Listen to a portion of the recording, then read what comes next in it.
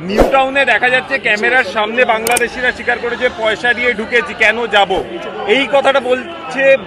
বাড়ির পর বাড়ি খালি হয়ে গেছে বস্তি এলাকায়, কি বলবেন? 3-4 লাখ পালিয়েছে,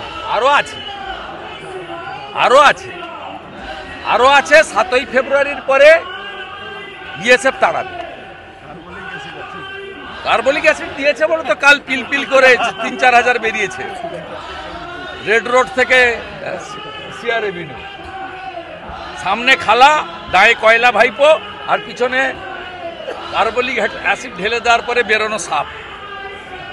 দাদা, গুলশান কলোনির লোকেরা আজকে নিজেরা বলছে যে বাইরে থেকে যারা অনুপ্রবেশকারী তারা চলে যাক, এখানে আমাদের কাছে বৈধ কাগজ আছে, আমরা একটা জিনিস ভালো হয়েছে, আমরা ভারতীয় জনতা পার্টির যারা জেলা বলুন, রাজ্য স্তরে বলুন, স্টেট প্রেসিডেন্ট, এলওপি, আমরা সবাই একসঙ্গে বলেছি যে মুসলিমরা আমাদের ভোট দেয় না, কিন্তু যারা ভারতীয় এসআইআরে তারা প্রোটেক্টেড। আমরা আইনের কথা বলেছি এবং আমাদের কথা অনেকে বিশ্বাস করেছেন। তাই মমতা বন্দ্যোপাধ্যায়ের ফাঁদে, যেমন তিনি 2019-এ আগুন লাগিয়েছিলেন সিএএ কে এনআরসি বলে, এবারে অনেকেই ফাঁদে পা দিচ্ছেন না, এটা একটা ভালো দিক। তারা বুঝেছেন যে দেশ আগে। আমরাও বলছি মোদিজি সবার জন্য কাজ করেছেন, কিন্তু আপনাদের একটা ভুল ধারণা আছে যে আপনারা বিজেপিকে হিন্দুদের পার্টি করেন।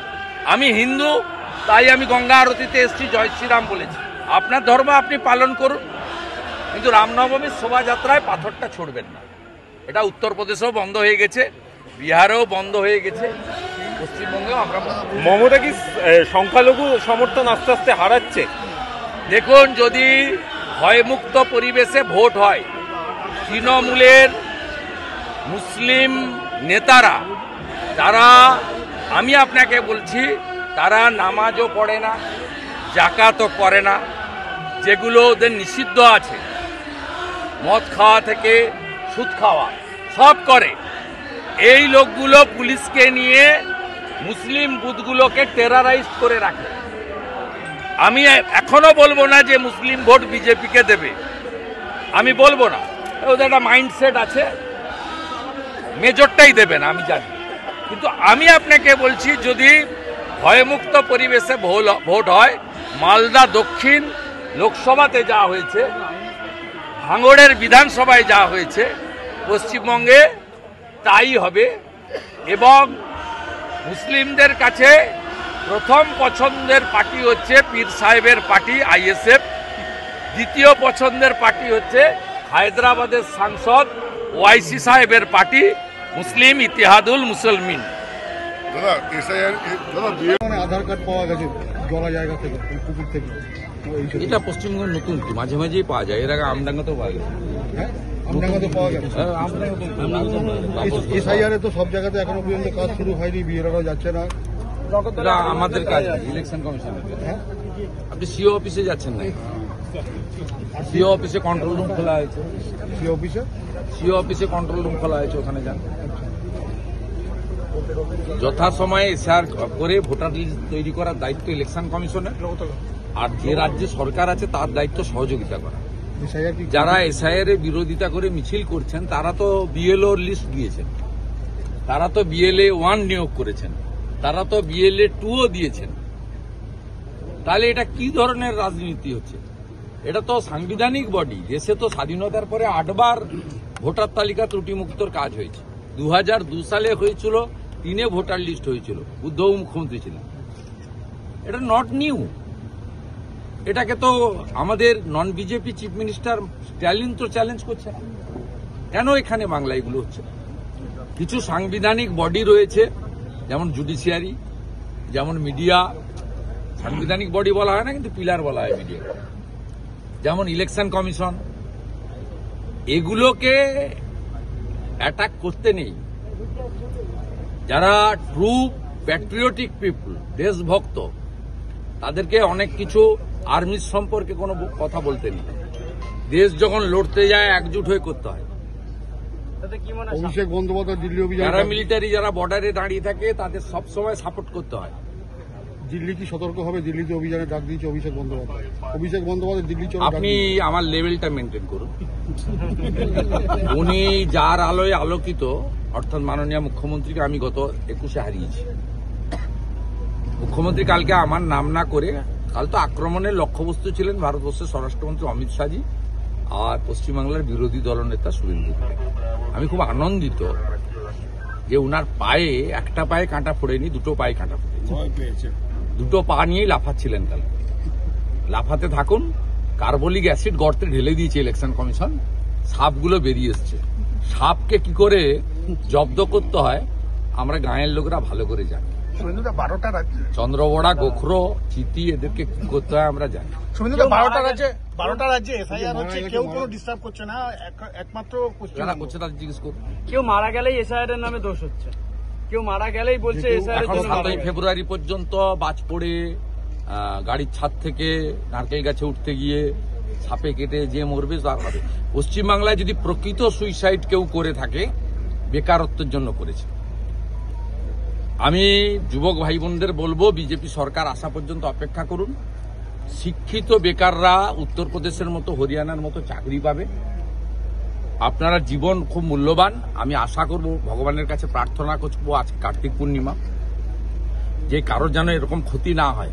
কিন্তু যদি আপনারা অ্যাসেস করেন পশ্চিমবাংলায় যদি কেউ আত্মহত্যা করে থাকে, তার কারণ হচ্ছে বেকারত্বের জ্বালা। 2,15,00,000 বেকার। আগে বিহার, ইউপি, ঝাড়খণ্ড থেকে লোকেরা আসতো, এখন এখান থেকে লোকেরা চলে যায় ওখানে কাজ করার জন্য। এখানে 300 টাকা লেবার, ওখানে 1000 টাকা লেবার। এখানে 500 টাকা মিস্ত্রি, ওখানে 1200 টাকা মিস্ত্রি। ইতিমধ্যে বিএলএ মার খেয়েছে গুজরাটে, তো ব্যারাকপুরে নেবার all people are going to Odisha. সবচেয়ে ভালো পেমেন্ট দিচ্ছে গুজরাট। হ্যাঁ, 1,500 টাকা। সকাল একজন বিএলএ মার খেয়েছে, হ্যাঁ, তৃণমূলের হাতে আক্রান্ত হয়েছে। তৃণমূলের কাউন্সিলরের স্বামী তাকে মারধর করেছে। ধরুন, আমি বারবার বলে আসছি, এটা 3 বার বললাম, 3 দফাতে আপনাদেরকে এখানে দাঁড়িয়ে বললাম। এক হচ্ছে, যদি আক্রান্ত হন, ধমক দেয়, ইলেকশন কমিশনকে জানান, এফআইআরটা করুন। এফআইআর যদি পুলিশ অ্যাকশন না নেয়, আমরা আছি। বিরোধী দলনেতা শুধু পার্টির নয়, those who are torture by the state police, state government, ruling party of the state, তার জন্য বিরোধী দলনেতা আছে। মুখ্যমন্ত্রী সবার হতে পারেননি, বিজেপি নমিনেটেড অপোজিশন লিডার সবার পাশে দাঁড়াতে চায়। আমনাগাতে বোমা বিস্ফোরণ হয়েছিল, মুসলিম লোকরা মারা গেছিল। কেউ আইএসএফ এর সমর্থক, কেউ সিপিএম এর সমর্থক, কেউ তৃণমূলের সমর্থক। আমরা কিন্তু ভোটের কথা না ভেবে ওদের পাশে দাঁড়িয়েছি। ঠিক রামপুরহাটের বকটুইতে যখন 7টা মুসলিম মেয়েকে 4টে শিশুকে পুড়িয়ে দেয়, ওই বুথে বিজেপি 17টা ভোট পায়। আমরা 55 জন এমএলএ নিয়ে মুখ্যমন্ত্রী যাওয়ার আগে পৌঁছেছি। তাই বিএলওদের কাছে আমার অনুরোধ, হুমকি ধমকের কাছে মাথা নত করবেন না। হুমকি ধমক, ফিজিক্যাল অ্যাটাক করলে, ঝান্ডা নিয়ে সঙ্গে ঘুরলে এফআইআর করুন। আপনাদের পাশে আমরা আছি। আর যদি পলিটিক্যাল আনুগত্যের জন্য কম্প্রোমাইজ করে চলেন, তাহলে আপনাদের অবস্থাও বিহারের বিএলওদের মতো হবে। বিহারে 432টা এফআইআর হয়েছে বিএলওর এগেনস্টে, 52 জন জেলে আছে। দাদা কি মনে হয়?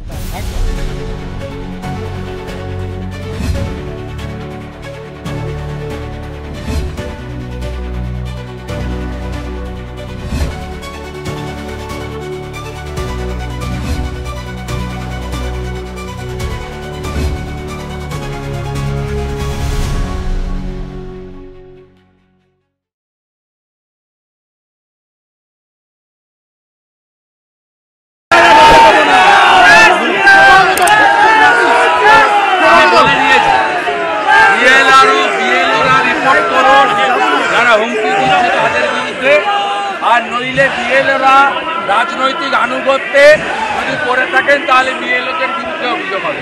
সতর্ক হন। 182টা অভিযোগ এখন অব্দি আমি সংগ্রহ করেছি, কয়েকটা জানিয়েছি সিইসিকে, কয়েকটা সোশ্যাল মিডিয়ায় বলেছি।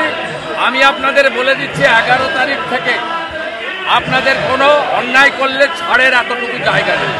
কালকে জ্ঞানেশ ভারতীজির টিম আসছে দিল্লি থেকে, আমরা অভিযোগ করব। আমি বিজেপির বিএলএ 2দের হ্যাটসঅপ দেব। এখনো অবধি এই রাজ্যে যা ইলেকশন কমিশন বিকেল 5টায় রিপোর্ট দিয়েছে 37,000 BLA 2 এক নম্বরে বিজেপির ওয়ার্কাররা আছে, তা আরো বাড়বে। এবং বিজেপির কর্মীরা 21 সালের এত অত্যাচার, প্রতিদিন এত মিথ্যা মামলা, এখানেই কালকে রাকেশ সিংকে মিথ্যা মামলায় তুলছে। আমি সিপি মুরলীধরকে বলছি, আপনি রাজীব কুমার এবং মমতার কথায় মিথ্যা মামলায় অর্জুন সিংদেরকে জড়িয়েছেন একাধিক মামলায়, আবার কিন্তু রাকেশ সিংকে নিয়ে যেটা করছেন আপনাকে কিন্তু উচ্চ আদালতে ভুগতে হবে।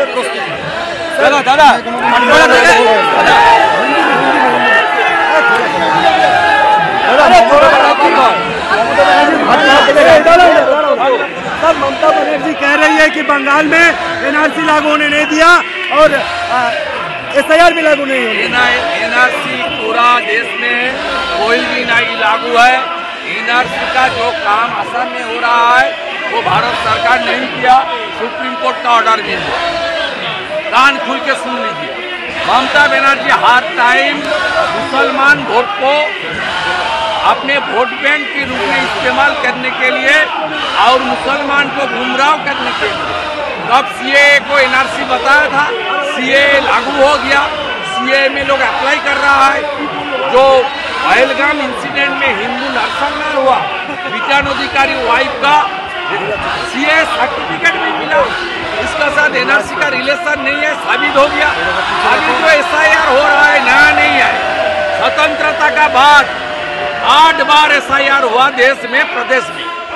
लास्ट बंगाल में 2002 में हुआ, 2003 में वोटर लिस्ट आया, 26 लाख नाम देखने को। It's a continuous process. जो लोग बिहार का SIR को विरोध कर रहा था वो आज चुनाव लड़ रहा है, वो आज मुख्यमंत्री होने का दावा कर रहा है, वोट मांग रहा है। ये पूरा जो मूल मुद्दा है बंगाल में, एक भ्रष्टाचार है, दूसरा तुष्टीकरण है, तीसरा बेरोजगारी है, इंडस्ट्री खत्म है, जूट मिल बंद है, किसान ने अपने फसल का जो भाव उनको नहीं मिल रहा है, इरिगेशन का स्कीम नहीं बन रहा है।